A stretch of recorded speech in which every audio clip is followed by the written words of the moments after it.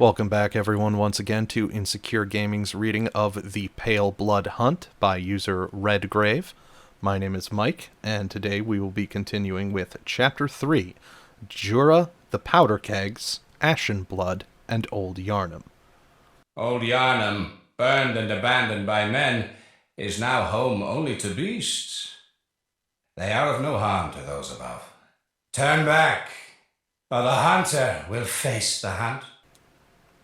The PC hunter encounters Djura for the first time upon entering Old Yharnam, in which Djura warns the hunter to leave. When the PC hunter fails to comply, he is none too pleased and becomes aggressive in his defense of Old Yharnam. But to really discover who Djura is, let's first take a look at the history of the heretics of the workshop, the Powder Kegs. For starters, I will use only information and evidence that can be found in the game. I will save my personal interpretations and beliefs for the end, so that you can make up your own mind about the evidence that I am presenting. The Powder Kegs were, and I used the term were intentionally, a group of hunters with a flair for the dramatic and a love of complexity, intricacy, and explosiveness in their designs. They deviated from the hunting style of simplicity in design developed by Gehrman, the first hunter, and preferred ambitious, or excessive, depending on your point of view, weapon design. Influenced by a love of flame and a desire to crush and burn, they developed their main weapon of choice, the boom hammer, which is described as a trick weapon used by the old hunters and crafted by the workshop heretics, the Powder Kegs. A giant hammer equipped with a miniature furnace. When ignited and fired, it emits a volley of flame that explodes furiously upon impact. Crush the beasts, then burn them. The brute simplicity of the boom hammer was favored by hunters with an acute distaste for beasts. Another slightly rarer powder keg weapon developed was the stake driver, Djura's personal weapon of choice. The stake driver is described as a trick weapon fashioned by the workshop heretics, the Powder Kegs. The stake driver allows for high damage critical attacks, but is difficult to use and leaves its wielder wide open, but none of this should bother a mere powder keg. These two new trick weapons, among the others like the rifle spear and whirligig saw, were drastically different from the previous designs of the Hunter's Workshop. However, the Powder Kegs didn't settle with trick weapons, even trying to implement bigger and stronger firepower into their arsenal with the cannon and the Gatling gun. We can also give the Powder Kegs credit for the designs of the rope Molotov cocktails, seeing as gaining the Powder Keg badge unlocks them at the Bath Messenger. At some point in time, the Powder Kegs were labeled heretics and exiled from the workshop. Presumably, the Powder Kegs are no more, as all references to them are in the past tense, and even their badge description refers to them as the late Powder Kegs. They were very likely disbanded or slain quite a long time ago, seeing as nobody seems to reference them. Their association with the workshop only lends credence to the idea of the Powder Kegs being a relatively old faction, as the workshop itself is no longer a relevant institution, as evidenced by the Saw Hunter badge.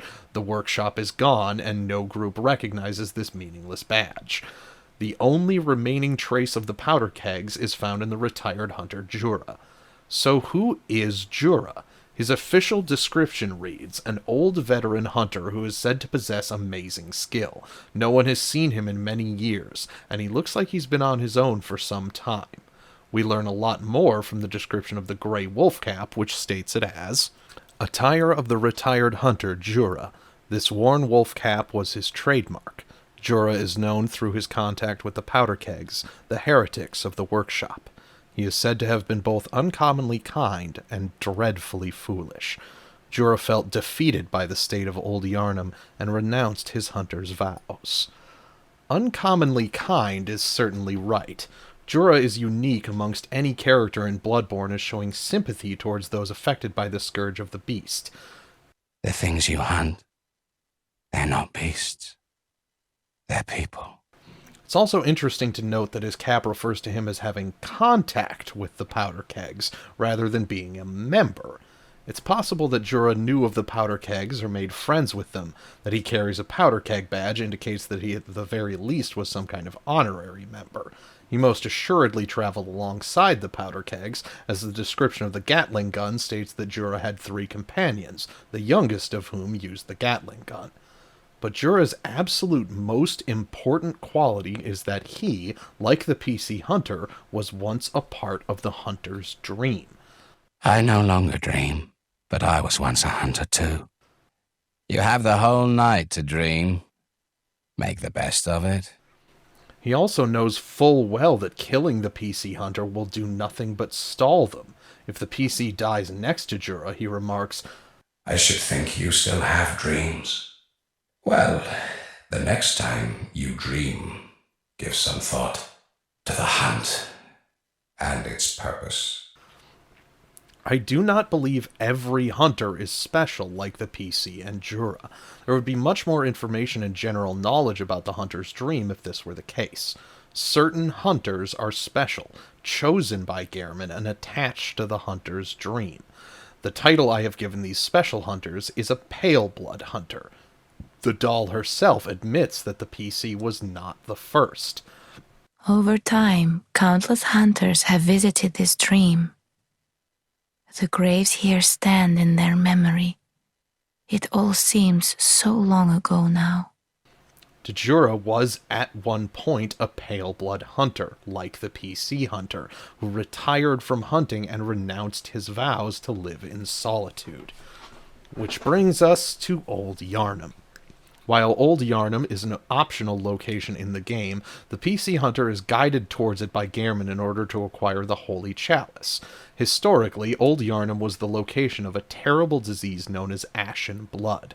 Antidote tablets are described as small medicinal tablets that counteract poison, used to treat Ashen blood, the baffling sickness that ravaged Old Yharnam long ago.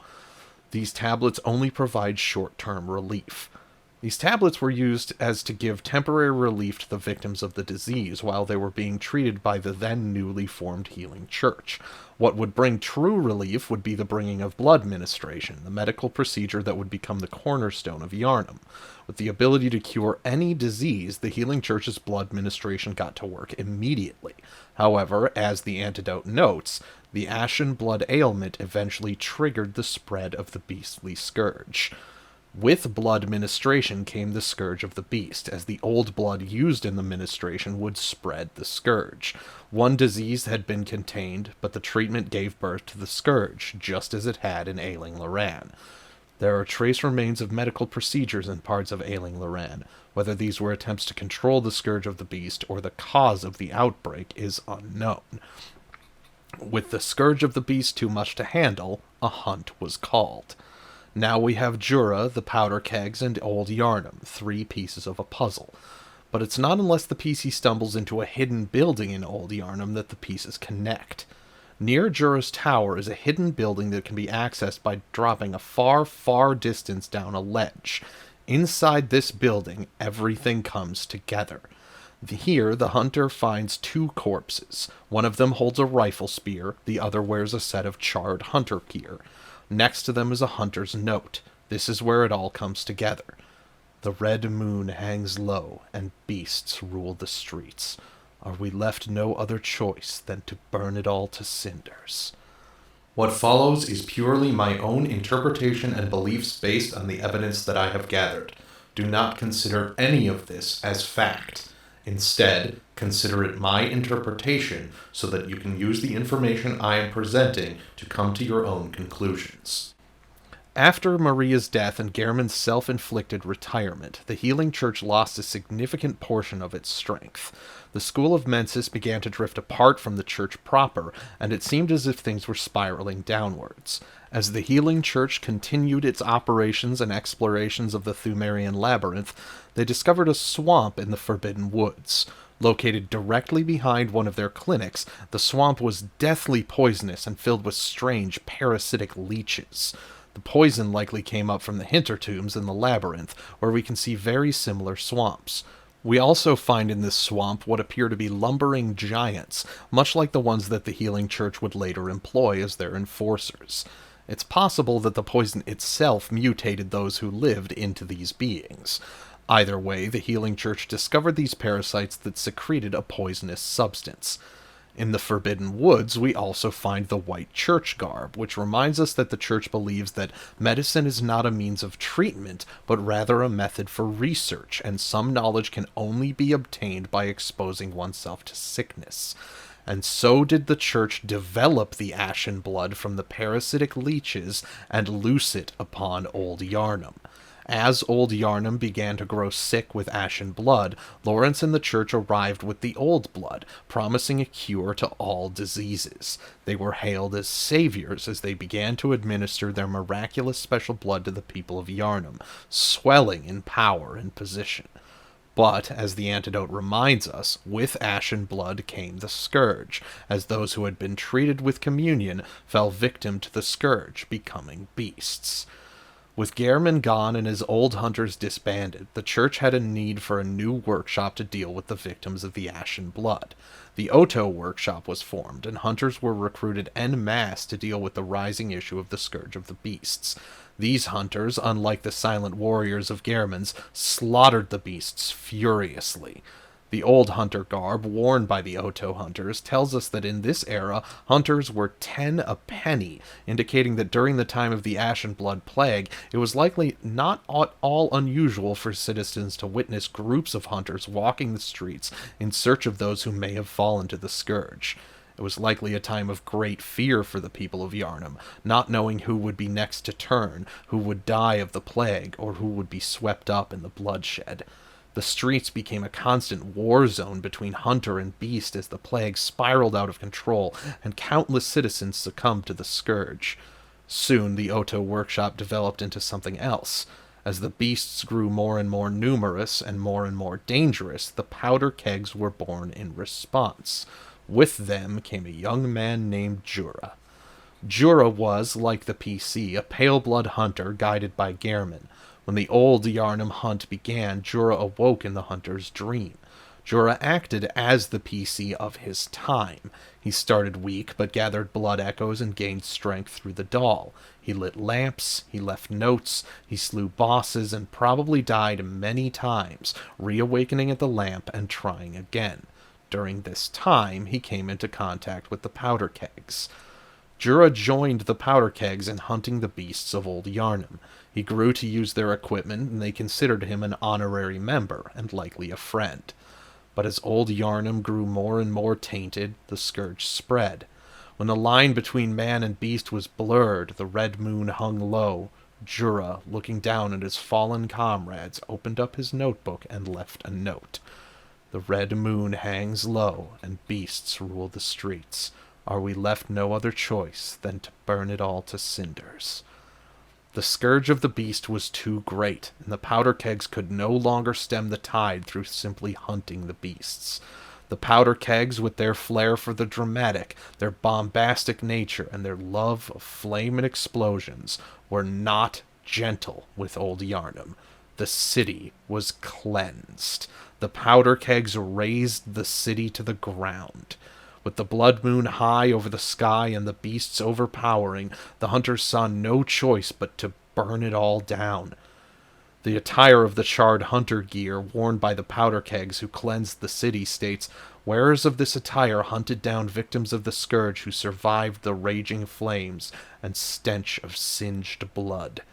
Men, women, and children were hunted and purged. The entire city was cleansed to keep the scourge of the beast from spreading. Djura participated in all of it.